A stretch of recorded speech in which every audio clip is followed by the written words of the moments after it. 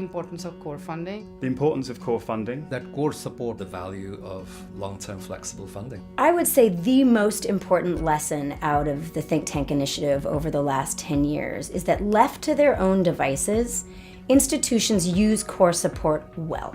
They use it to invest in the capacity of their scholars. They use it to maintain independence of their research agenda. They use it to invest in the beyond research sides of their institutions, communications, outreach, engagement with policymakers. And they use it to think about the positioning of their institution so that they can have more influence. Core support works, and the vast majority of institutions really have used it well.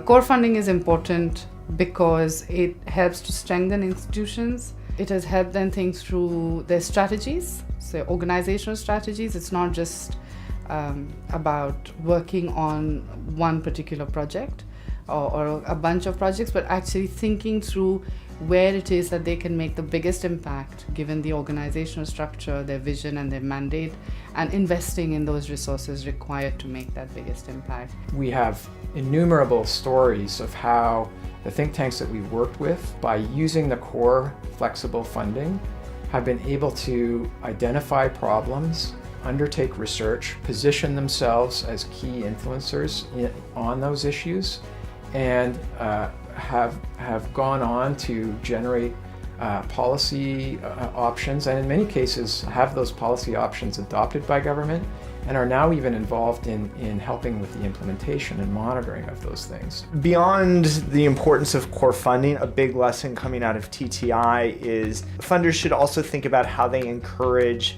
think tanks in the Global South to work together in platforms and networks, because I think you get a lot of value when these institutions work together. They can share lessons on what works in their countries and build off of that knowledge. So I think another thing is that networking and platforming.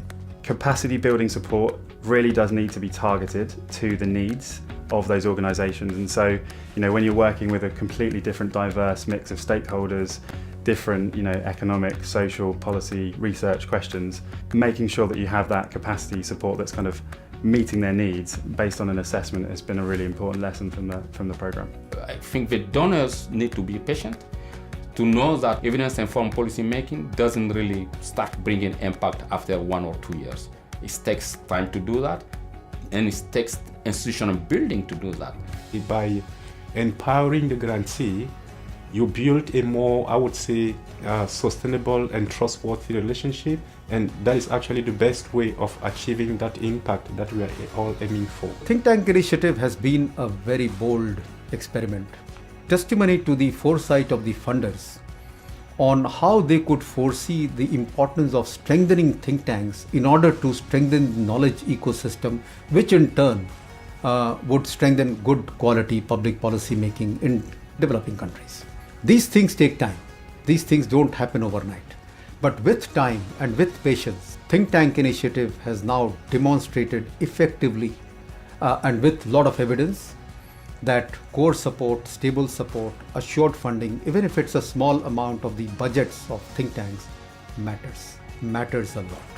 Now that TTI is ending, I would encourage other donors to consider how to come and build on the foundation TTI has created so that the role of think tanks in development processes can continue.